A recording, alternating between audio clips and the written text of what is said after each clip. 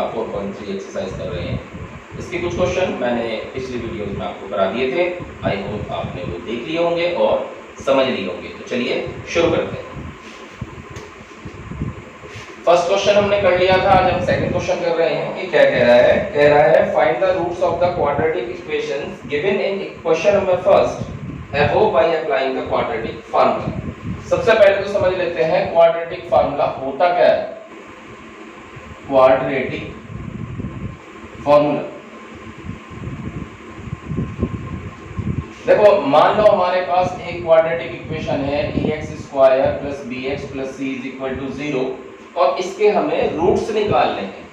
तो नॉर्मली हम क्या करते हैं, फैक्टर निकालते हैं कि भाई a × c के ऐसे फैक्टर बताओ जिनको प्लस करने से b आ जाए। तो ये तो हमारा फैक्टराइजेशन मेथड हो जाता है। उसके बाद दूसरा हमने करा था कौन सा, कंप्लीट द स्क्वायर मेथड। अब जो हम मेथड करेंगे वो है क्वाड्रेटिक फार्मूला। तो x = -b ± √b² - 4ac/2a ये होता है हमारा क्वाड्रेटिक फार्मूला। ठीक है, इसे कहते हैं श्रीधराचार्य।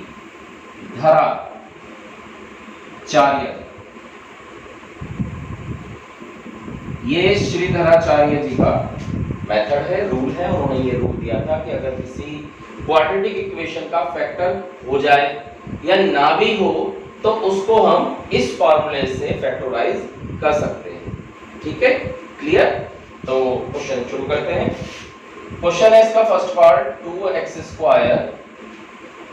7x + 3 = 0। जब भी कोई आपके पास क्वाड्रेटिक इक्वेशन हो सबसे पहले आप उसे कंपेयर करेंगे किससे, मेन इक्वेशन से।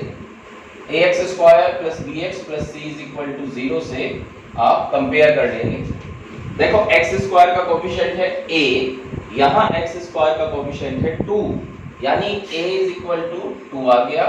ऐसे ही b = -7 आ गया और c = 3 आ गया। अब हम फार्मूले का यूज करते हैं, बाय फार्मूला। ये हो गया x = -b ± √b² - 4ac/2a। Minus minus plus हो गया, 7 आ गया।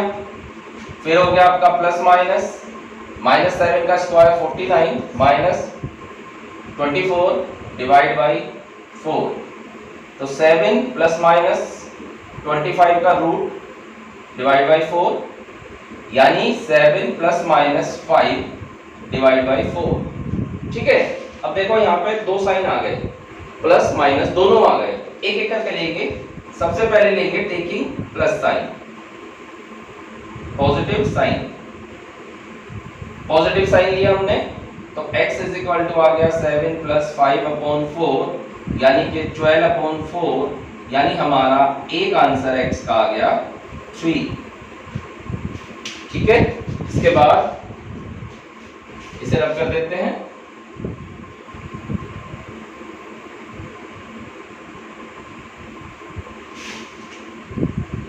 अब हम लेंगे टेकिंग नेगेटिव साइन। अब हम नेगेटिव साइन लेते हैं तो ये आ जाएगा x = 7 - 5/4, यानी कि 2/4 मींस 1/2। तो x की वैल्यू आ गई हमारी 1/2। तो x के दो आंसर आ गए, एक 3 आ गया और एक हमारा 1/2 आ गया। एक क्वेश्चन और लेते हैं, इसका मैं फोर्थ पार्ट कर रहा हूं। ये हमारा 2x² + x + 4 = 0। सबसे पहले वही ax² + bx + c = 0 से हम कंपेयर करेंगे। a की वैल्यू 2, b की वैल्यू 1, c की वैल्यू 4 आ गई। ठीक है, कंपेयर करने के बाद हम फार्मूले का यूज करेंगे। x = -b ± √b² - 4ac/2a। तो -1 + -1 - 32/2a। a की वैल्यू कितनी है 2, यानी -1 + -√- 31/4। क्योंकि ये आगे सोल्व नहीं हो पाएगा। 31 का फैक्टर नहीं होता, माइनस का साइन आ जाए तो उसका रूट नहीं होता, तो इसलिए आंसर आप ऐसे ही छोड़ दें। क्लियर? चलते हैं नेक्स्ट क्वेश्चन पे। क्या कह रहा है नेक्स्ट क्वेश्चन हमें? इसने कहा find the root of the following equation. हमें इसका रूट निकालना है।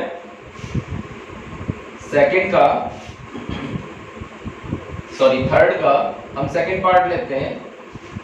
ये दे रखा है इसने हमें 1/x+4 -1/x-7 is equal to 11/30 ये दिया हुआ है। अब ये क्वाड्रेटिक इक्वेशन नहीं है, तो सबसे पहला काम हमारा यही है कि हमें इसे क्वाड्रेटिक इक्वेशन में चेंज करना पड़ेगा। कैसे चेंज करेंगे? एलसीएम ले लेंगे आप।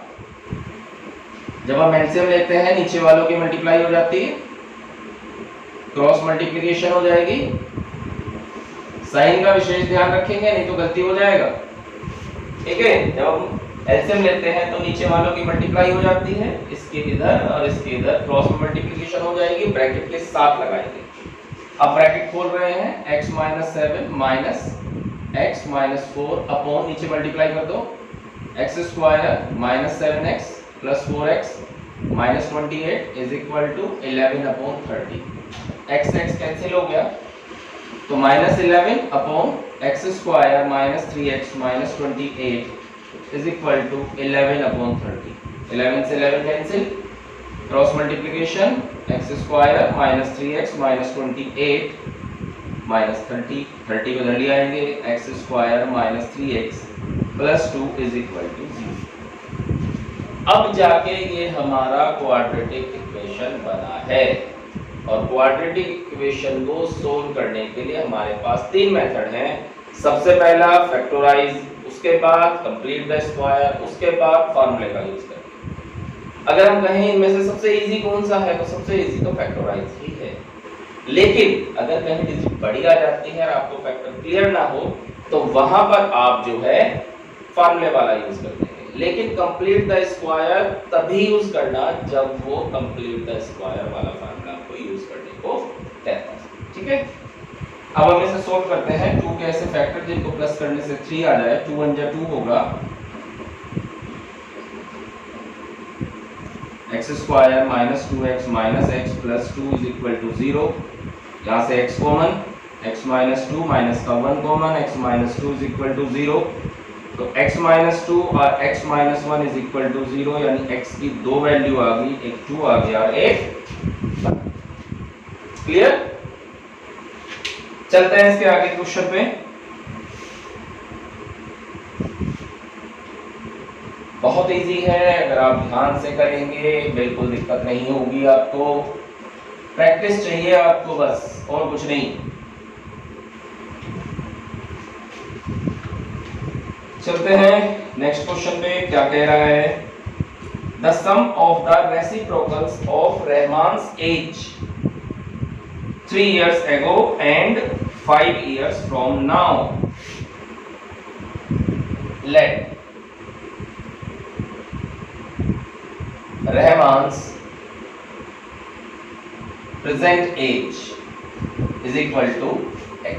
ठीक है, हमने रहमान की प्रेजेंट यानी वर्तमान में, यानी अब उसकी एज जो है वो x ईयर है। ये कह रहा है हमसे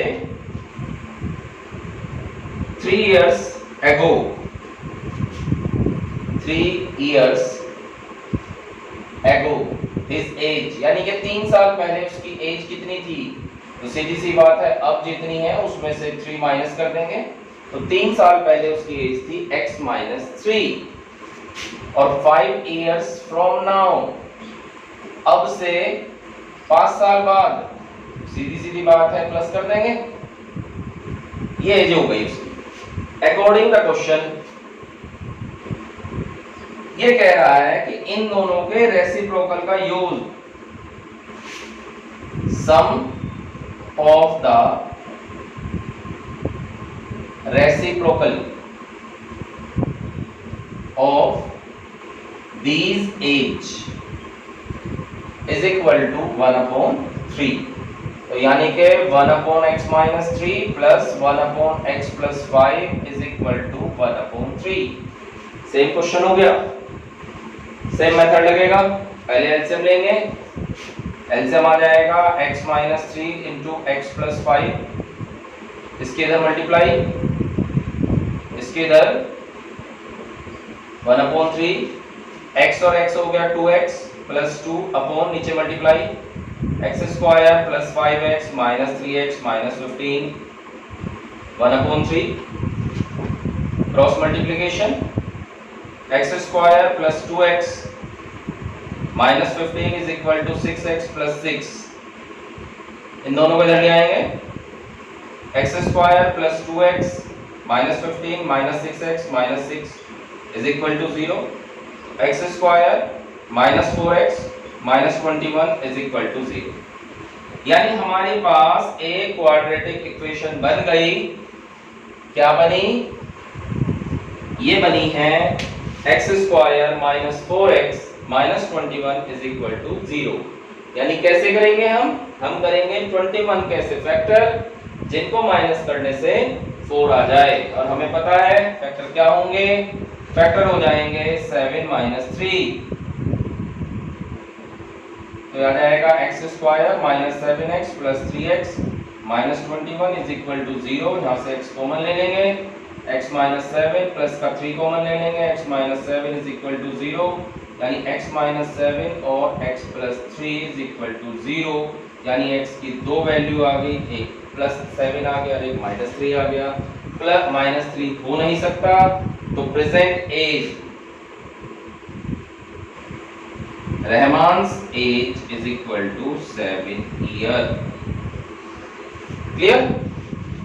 ऐसे ही करना है आपको, बड़े आराम से आप इन क्वेश्चन को कर लेंगे। एक क्वेश्चन और कर लेते हैं हम इसका,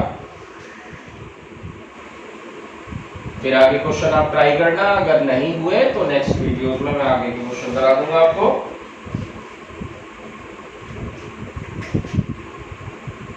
क्वेश्चन नंबर 5 क्या कह रहा है? ये कह रहा है हमें in a class test the sum of Shefali's marks in mathematics and English is 30. Had she got 2 marks more in mathematics and 3 marks less in English, the product of their marks would have been 210. Find her marks in the 2 subjects. यानी शेफाली के 2 subject में जो marks total दिए हुए हैं वो दिए हुए हैं 30। तो लेट शेफालीज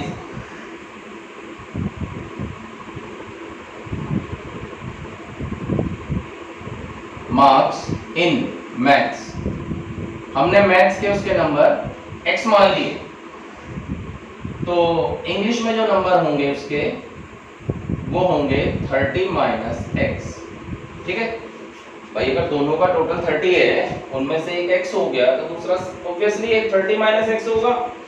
अब क्या कह रहा है? वो कह रहा है had she got 2 marks more in mathematics, if she got in maths कितना 2 marks more यानी x plus 2, if she got in English, English में क्या कह रहा है? इंग्लिश में कह रहा है कि उसके 3 मार्क्स कम आते हैं। पहले 30 माइनस x का 3 और लेस कर दोगे तो 27 माइनस x हो जाएगा। According the question product of them is equal to 210। दोनों की मल्टीप्लाई कर देंगे, इज इक्वल टू 210 आ जाएगा। अब इसे सोल्व करते हैं। यह आ जाएगा 27x plus 54 minus x square minus 2x is equal to 210। x की 27 में 27x, 2 की 27 में 54, x की इसमें माइनस एक्स स्क्वायर, 2 की माइनस 2x। ठीक है, ये आ जाएगा 25x plus 54 minus x square is equal to 210। पूरे को ले जाएंगे, एक्स स्क्वायर आपका प्लस का हो गया, 25x आपका माइनस का हो गया, 54 उसमें से लेस हो जाएगा तो आ जाएगा आपका 156। अब हमारे पास ये क्वाड्रेटिक इक्वेशन बन गई जिसमें 156 कैसे फैक्टर जिनको प्लस करने से 25 आए। तो हम 156 के फैक्टर निकालेंगे।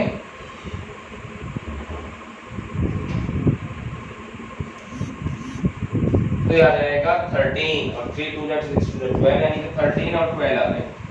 तो 13x minus 12x plus 156 is equal to 0। x ले लेंगे तो x माइनस 13 माइनस का 12 ले लेंगे तो x minus 13 is equal to 0, यानी x माइनस 13 और x minus 12 is equal to 0।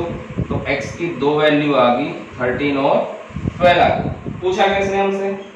पूछा है find her marks in the two subject, दोनों सब्जेक्ट में उसके मार्क्स पूछे हैं। हमने x की वैल्यू तो निकाल ली, तो लिखेंगे